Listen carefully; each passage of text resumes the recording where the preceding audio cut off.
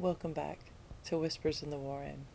Tonight we're going to be reading a truly classic old creepypasta with the NoEnd House. I hope you enjoy.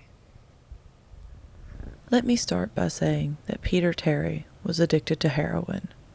We were friends in college and continued to be after I graduated.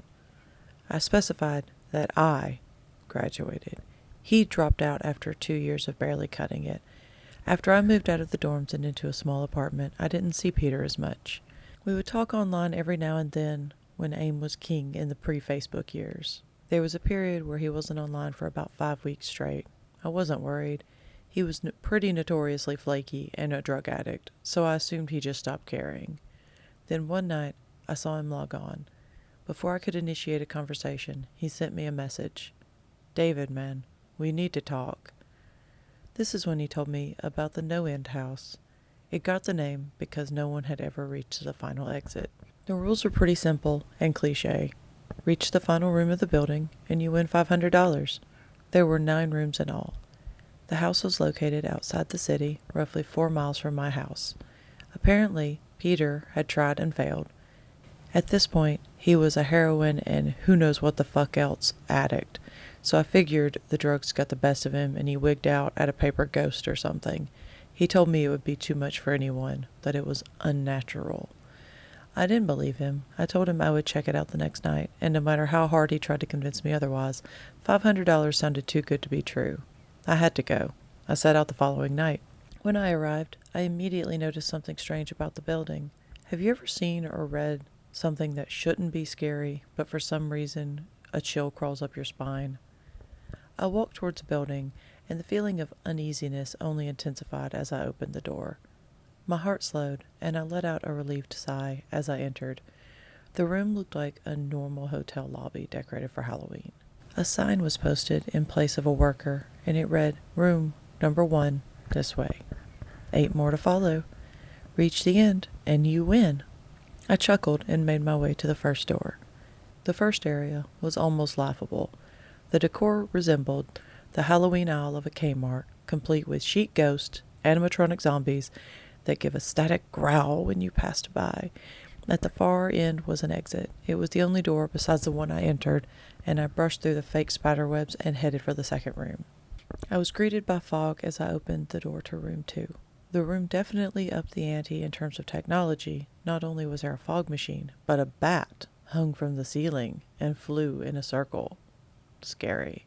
They seemed to have a Halloween soundtrack that one would find in a 99-cent store on loop somewhere in the room. I didn't see a stereo, but I guess they must have had a PA system. I stepped over a few toy rats that wheeled around and walked with a puffed chest across to the next area. I reached for the doorknob, and my heart sank to my knees. I did not want to open that door. A feeling of dread hit me so hard I could barely think. Logic overtook me after a few terrified moments, and I shook it off and entered the next room.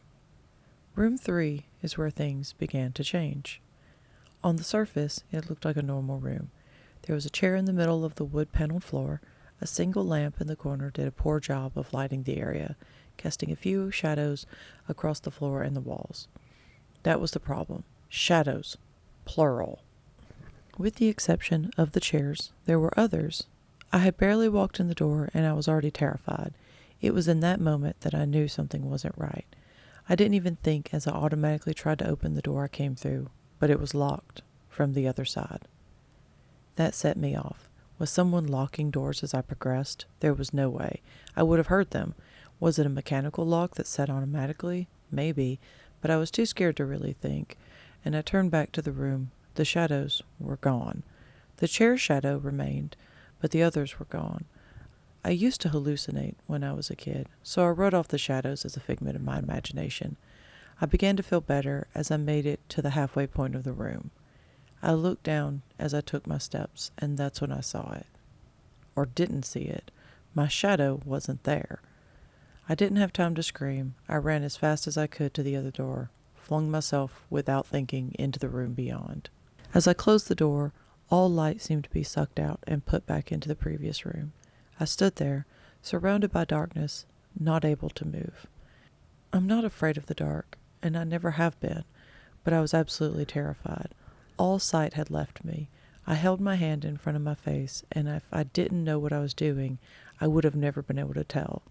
Darkness doesn't describe it. I couldn't hear anything. It was dead silent.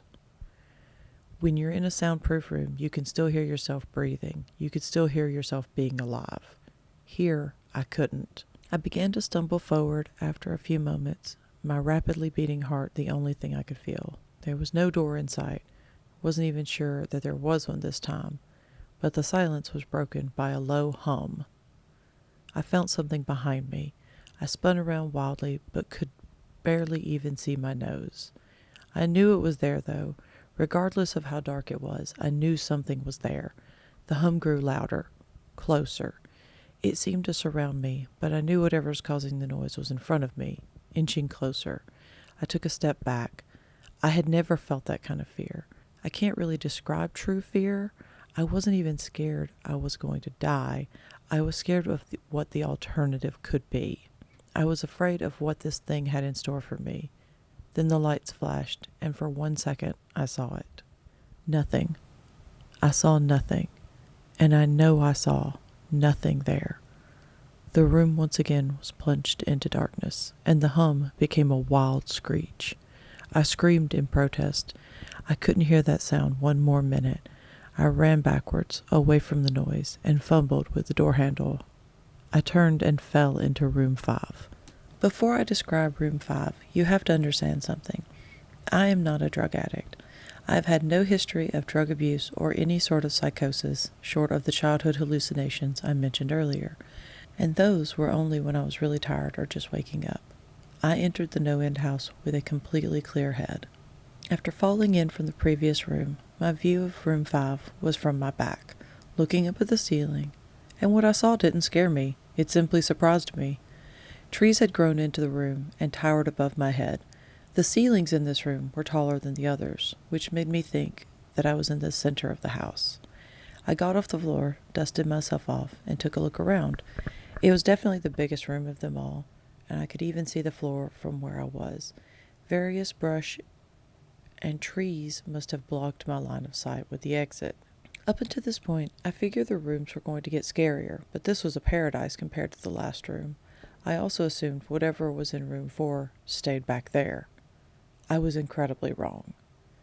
As I made my way deeper into the room, I began to hear what one would hear if they were in the forest. Chirping bugs, the occasional flap of birds seemed to be my only company. That was the thing that bothered me the most. I'd heard bugs and other animals, but I didn't see them. I began to wonder how big this house was. From the outside, when I walked up to it, it looked like a regular house.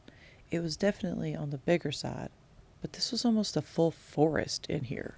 The canopy covered my view of the ceiling, but I assumed it was still there, however high it was. I couldn't see any walls either. The only way I knew I was still inside was that the floor matched the other rooms, the standard dark wood paneling. I kept walking, hoping that the next tree I passed would reveal a door. After a few minutes of walking, I felt a mosquito fly onto my arm.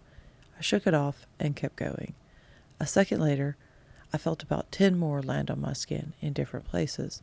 I felt them crawl up and down my arms and legs, and a few made their way across my face. I flailed wildly to get them all off, but they just kept crawling. I looked down and let out a muffled scream.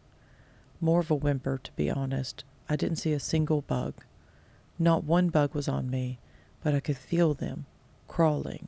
I heard them fly by my face, sting my skin, but I couldn't see a single one. I dropped to the ground and began to roll wildly. I was desperate. I hated bugs, especially the ones I couldn't see or touch.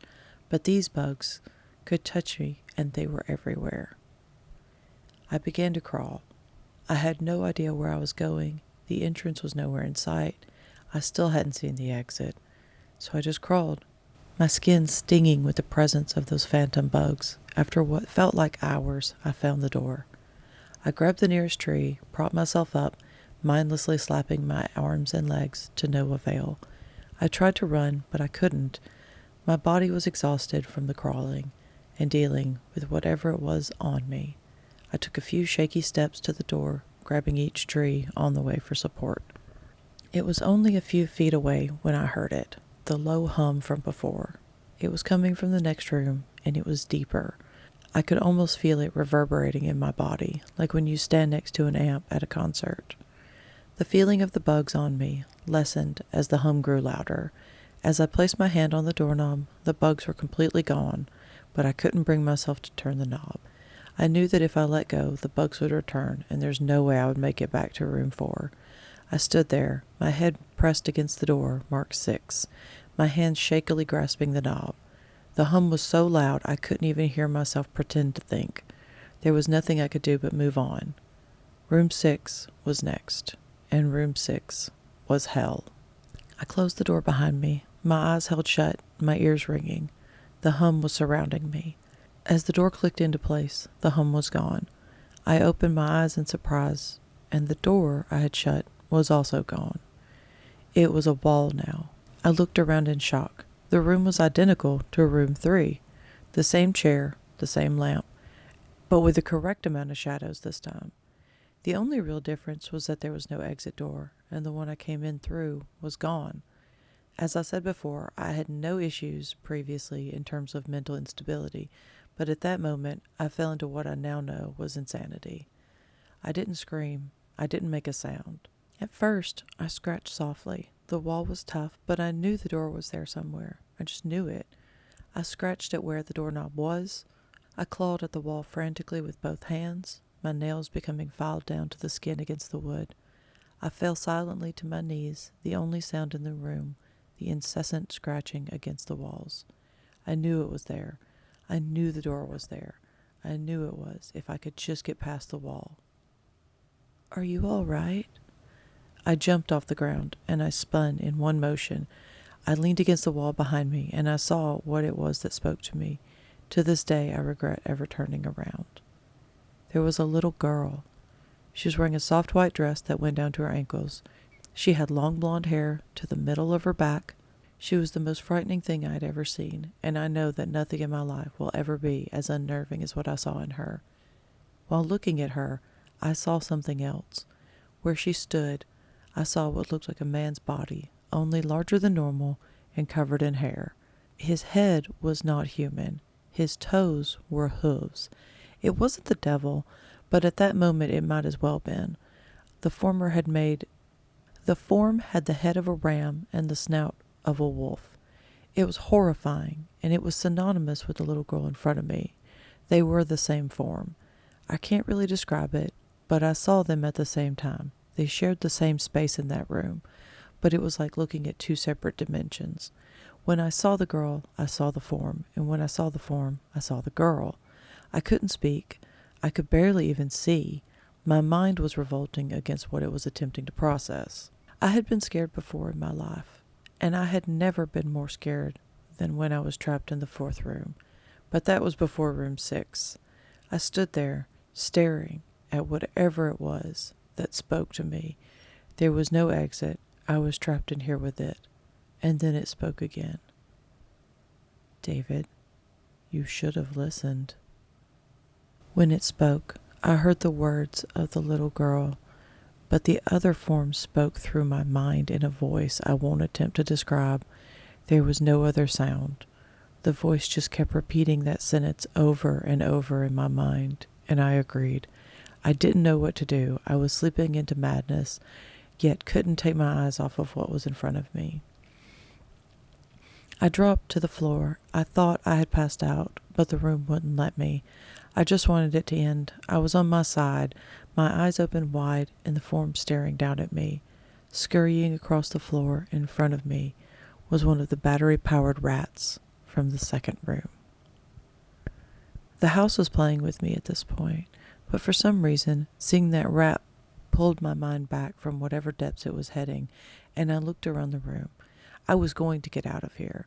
I was determined to get out of that house and live and never think about this place again.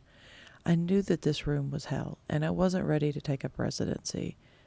At first, it was just my eyes that moved. I searched the walls for any kind of opening. The room wasn't that big, so it didn't take long to soak up the entire layout. The demon still taunted me, the voice growing louder as the form stayed rooted where it stood. I placed my hand on the floor, lifted myself up on all fours, and turned to scan the wall behind me. Then I saw something I couldn't believe. The form was right at my back, whispering into my mind about how I shouldn't have come. I felt its breath on the back of my neck, but I refused to turn around. A large rectangle was scratched into the wood, with a small dent chipped away in the center of it.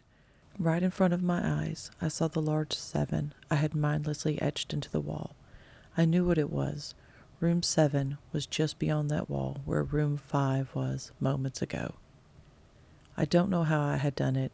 Maybe it was just the state of my mind at the time, but I had created the door. I knew I had. In my madness, I had scratched into the wall what I needed most, an exit. Room 7 was close. I knew the demon was right behind me, but for some reason it couldn't touch me. I closed my eyes and placed both hands on the large 7 in front of me. I pushed. I pushed as hard as I could. The demon was now screaming in my ear. It told me I was never leaving. It told me this was the end, but I wasn't going to die.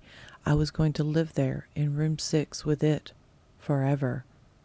I wasn't, though. I pushed and screamed at the top of my lungs, and I knew I would eventually push through that wall. I clenched my eyes shut and screamed, and the demon was gone. I was left in silence. I turned around slowly and was greeted by the room as it was when I entered. Just a chair and a lamp. I couldn't believe it, but I didn't have time to dwell.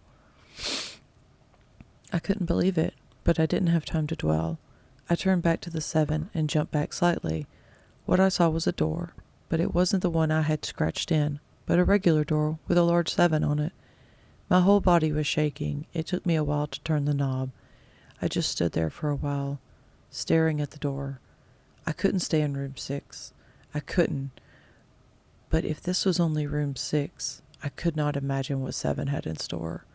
I must have stood there for an hour just staring at the 7. Finally, with a deep breath, I twisted the knob and opened the door to room 7. I stumbled through the door, mentally exhausted and physically weak. The door behind me closed and I realized where I was. I was outside. Not outside like room 5, but actually outside. My eyes stung. I wanted to cry. I fell to my knees and I tried, but I couldn't. I was finally out of that hell. I didn't even care about the prize that was promised. I turned and saw that door I had just gone through was the entrance. I walked to my car, drove home, thinking about how nice a shower sounded. As I pulled up to the house, I felt uneasy. The joy of leaving the NoEnd House had faded, and the dread was slowly building in my stomach. I shook it off as a residual from the house and made my way to the front door. I entered and immediately went up to my room. There on my bed was my cat, Baskerville. He was the first living thing I had seen all night, and I reached to pet him. He hissed and swiped at my hand. I recoiled in shock, as he had never acted like that. I thought, oh, he's just an older cat. I jumped in the shower and got ready for what I was expecting to be a sleepless night. After my shower, I went to the kitchen to make something to eat. I descended the stairs and turned into the family room. What I saw would be forever burned into my mind, however. My parents were lying on the ground, naked and covered in blood. They were mutilated to near unidentifiable states. Their limbs were removed and placed next to their bodies. The heads were placed on their chest, facing me. The most unsettling part was their expressions.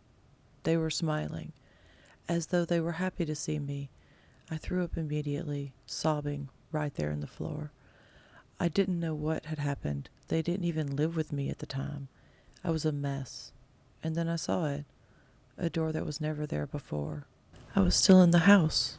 I was standing in my family room, but I was in room 7. The faces of my parents smiled wider as I realized this. They weren't my parents. They couldn't be, but they looked exactly like them. The door marked 8 was across the room, behind the mutilated bodies in front of me. I knew I had to move on, but at that moment, I gave up. The smiling faces tore into my mind. They grounded me where I stood. I threw up again and nearly collapsed. Then the hum returned. It was louder than ever. It filled the house and shook the wall. The hum compelled me to keep walking.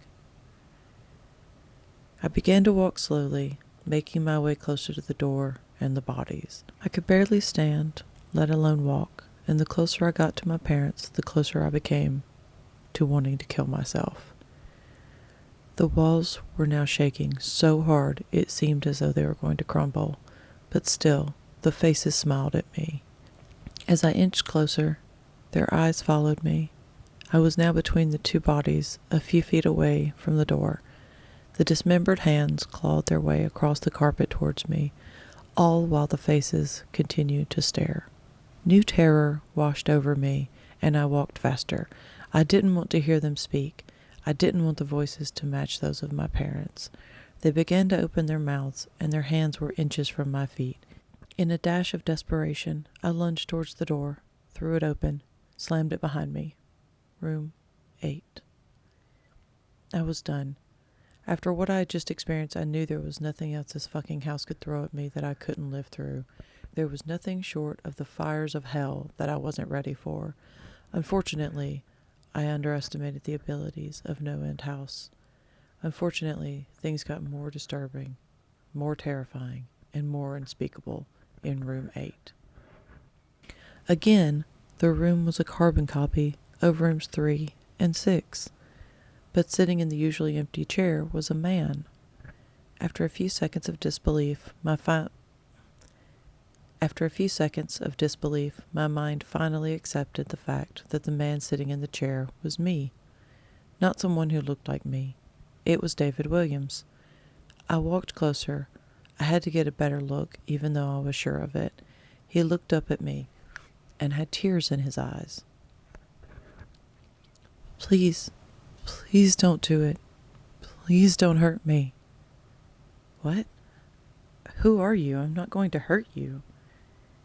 Yes, you are. He's sobbing now. You're going to hurt me, and I don't want you to. He sat in the chair with his legs up and began rocking back and forth. It was actually pretty pathetic looking, especially since he was me, identical in every way. Listen, who are you? I was now only a few feet away from my doppelganger. It was the weirdest experience yet. Standing there, talking to myself. I wasn't scared, but I would be soon. Why are you? You're going to hurt me. You're going to hurt me. If you want to leave, you're going to hurt me. Why are you saying this? Just calm down. Let's figure this out. And then I saw it. The David sitting down was wearing the same clothes as me, except for a small red patch on his shirt embroidered with the number 9. You're going to hurt me. You're going to hurt me. Please don't hurt me. You're going to. My eyes didn't leave the small number on his chest. I knew exactly what it was. The first few doors were plain and simple, but after a while they got a little more ambiguous. 7 was scratched into the walls, but by my own hands. 8 was marked in the blood above the bodies of my parents, but 9, this number was on a person, a living person. Worse still, a person that looked exactly like me. David? He continued to sob and rock. He answered to David. He was me, right down to the voice. But that 9. I paced around for a few minutes while he sobbed in his chair. The room had no door, and similarly to room 6, the door I'd come through was gone. For some reason, I assumed that scratching would get me nowhere this time. I studied the walls and the floor around the chair, sticking my head underneath to see if there was anything below. Unfortunately, there was. Below the chair was a knife. Attached was a tag that read, "To David, from management." The feeling in my stomach as I read that tag was something sinister. I wanted to throw up, but the last thing I wanted to do was remove the knife from under the chair. The other David continued to sob uncontrollably. My mind was spinning into an addict of unanswerable questions. Who put this here? How did they know my name?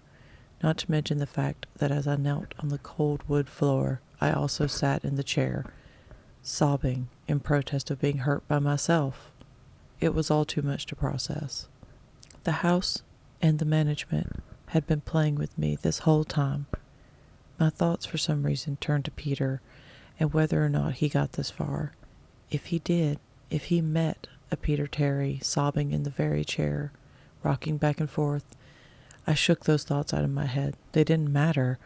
I took the knife from under the chair, and immediately the other David went quiet. "David," he said in my voice, "what do you think you're going to do?" I lifted myself from the ground, clenching the knife in my hand. "I'm going to get out of here." David was sitting in the chair, though he was very calm now. He looked up at me with a slight grin. I couldn't tell if he was going to laugh or strangle me.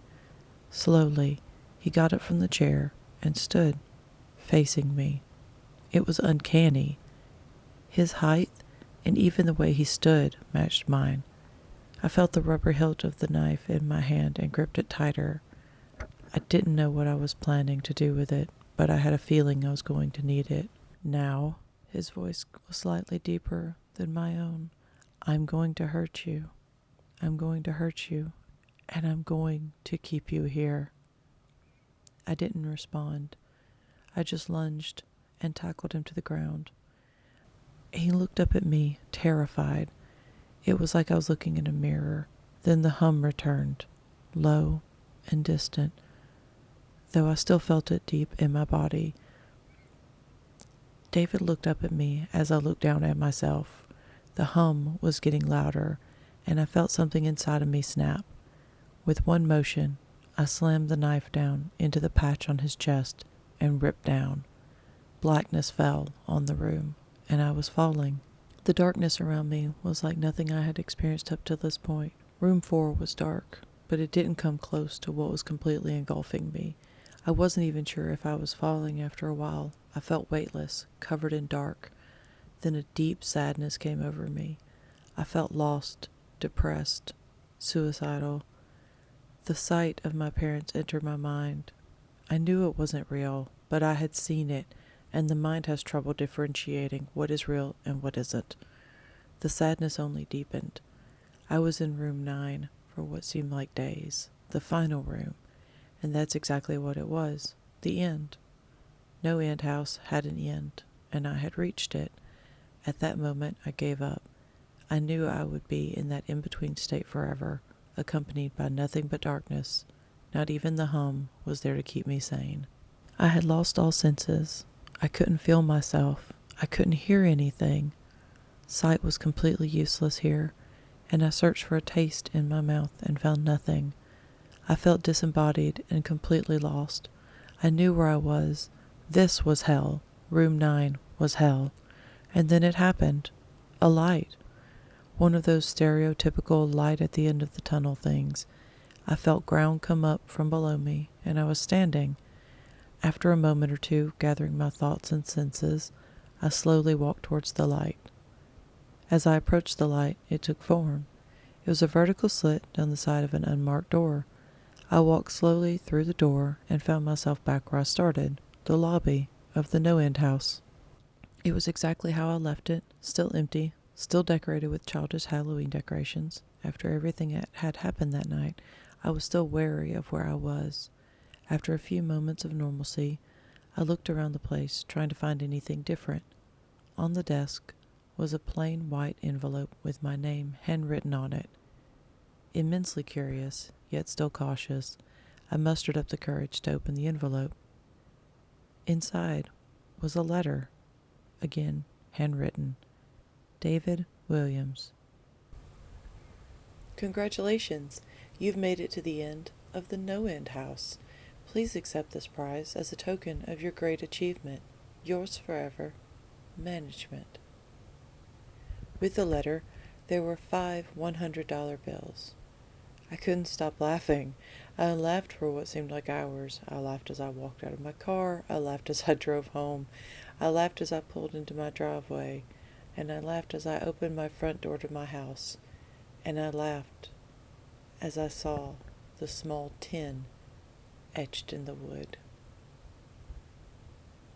That's all for tonight.